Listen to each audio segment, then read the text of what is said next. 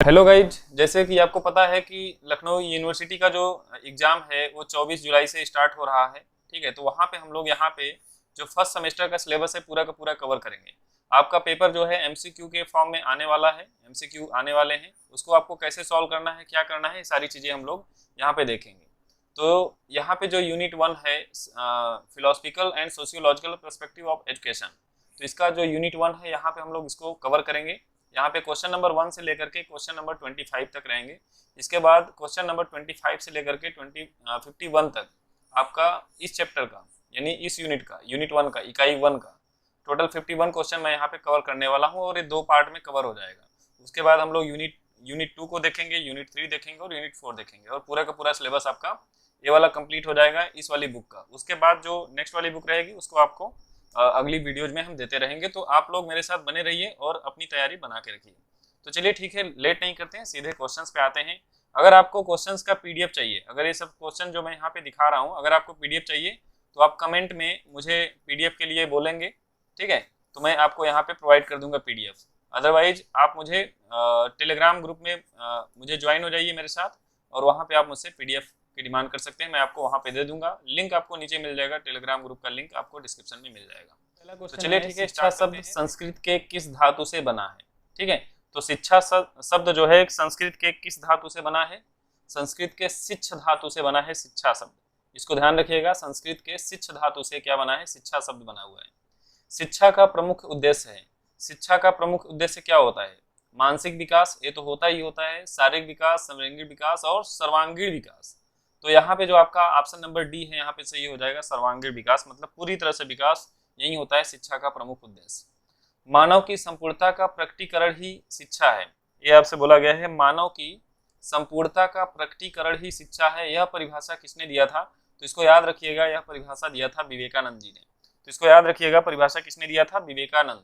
ठीक है, तो इस वीडियो को आप कम से कम 2 बार देख लीजिए और 2 बार अगर आप सुन लेते हैं तो आपको ये सारे क्वेश्चन याद हो जाएंगे और इससे बाहर आपका एग्जाम में कुछ भी नहीं आएगा। शिक्षा एक द्विमुखी प्रक्रिया है। अब ध्यान दीजिएगा, अगर द्विमुखी पूछेगा, है ना, शिक्षा एक द्विमुखी प्रक्रिया है तो आप याद रखिएगा एडम्स। ठीक है, और उसके बाद अगर पूछेगा त्रिध्रुवी प्रक्रिया है तो इसके लिए आपको याद रखना है जॉन डीवी। ठीक है, जॉन डीवी, इनको याद रखना है, इसका ध्यान रखिएगा। तो यहाँ पे जो क्वेश्चन पूछा गया है कि शिक्षा एक द्विमुखी प्रक्रिया है तो इसका आंसर क्या हो जाएगा? एडम्स हो जाएगा। ठीक है, अब उसके बाद अमेरिकी शिक्षा शास्त्री जॉन डीवी ने शिक्षा के कितने ध्रुव माने हैं? तो अभी मैंने बोला था जो जॉन डीवी थे इन्होंने दिया था कि शिक्षा क्या है? त्रिध्रुवी है। ठीक है, तो 3 ध्रुव इन्होंने माने थे। तो ऑप्शन नंबर यहाँ पे कौन सा हो जाएगा? ऑप्शन नंबर सी आपका सही आंसर हो जाएगा। औपचारिक शिक्षा को संदर्भित करता है। तो एक चीज ध्यान दीजिएगा कि औपचारिक शिक्षा वही शिक्षा होती है जो आपको कहाँ पे मिलती है? विद्यालय में मिलती है। तो आपका एक यहाँ पे एजुकेशन की जो एजेंसीज होती हैं, एक होती है औपचारिक, एक होती है अनौपचारिक और एक होती है निरौपचारिक।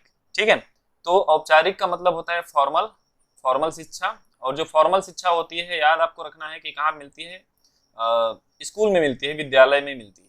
ठीक है, तो केवल इसका आंसर कौन सा हो जाएगा? ऑप्शन नंबर ए, विद्यालय में मिलती है, क्योंकि यहाँ पे जो औपचारिक शिक्षा होती है यहाँ पे ये चीज बताया जाता है कि आपको किस समय क्या पढ़ना है और कितने बजे पढ़ना है, सारी चीजें आपकी यहाँ पे डिसाइड होती है, तो इसलिए उसको बोलते हैं फॉर्मल यानी औपचारिक।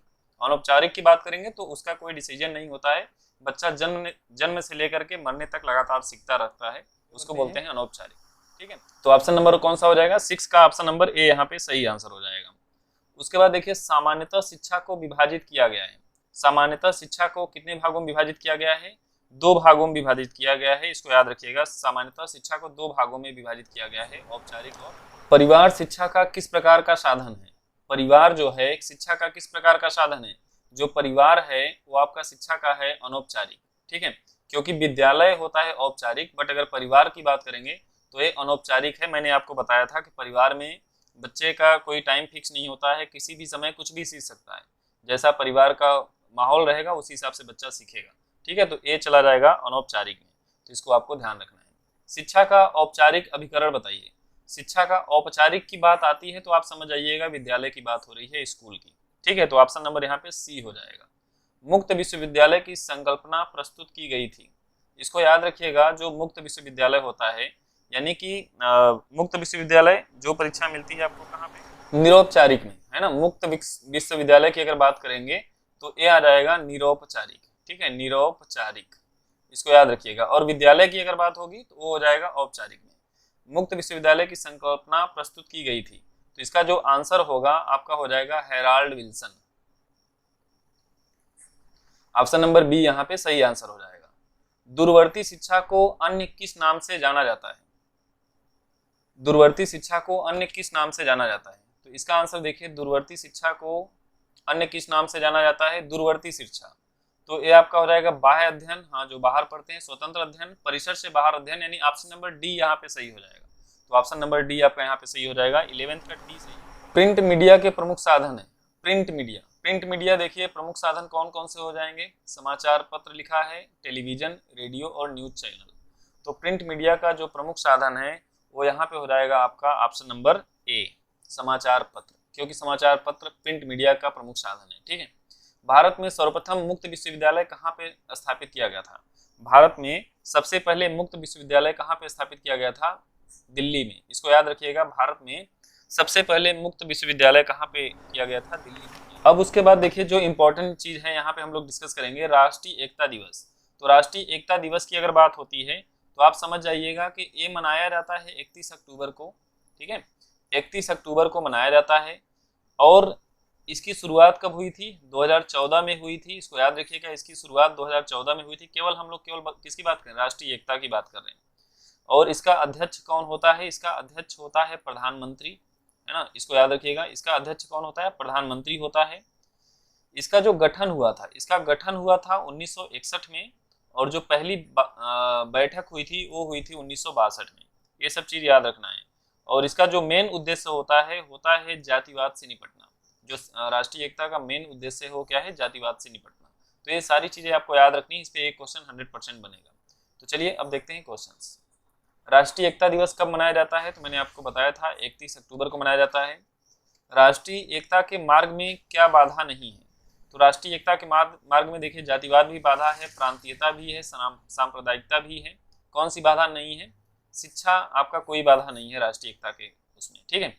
भारतीय राष्ट्रीय एकता परिषद का अध्यक्ष कौन होता है? प्रधानमंत्री होता है। इसको मैंने अभी बताया था कि प्रधानमंत्री होता है। तो ऑप्शन नंबर ए यहाँ पे आपका सही है। राष्ट्रीय एकता दिवस की शुरुआत कब से हुई थी? तो राष्ट्रीय एकता दिवस की शुरुआत आपकी हुई थी 2014 से। संयुक्त राष्ट्र महासभा ने शांति के संकल्प के लिए एकता का प्रस्ताव कब पारित किया था? तो इसको आपको याद रखना है। एकता का प्रस्ताव पारित हुआ था 3 नवंबर 1950 को। राष्ट्रीय एकता परिषद का गठन कब हुआ था? तो इसको मैंने अभी बताया था। राष्ट्रीय एकता परिषद का गठन 1961 में हुआ था। और राष्ट्रीय एकता परिषद की प्रथम बैठक कब हुई थी? 1962 में। ये दोनों क्वेश्चन याद रखिएगा। उसके बाद आपसे बोला है राष्ट्रीय एकता का उद्देश्य क्या होता है? तो राष्ट्रीय एकता का उद्देश्य होता है जातिवाद से निपटना, भाषावाद को प्रोत्साहन, सांप्रदायिकता को प्रोत्साहन, क्षेत्रवाद को प्रोत्साहन।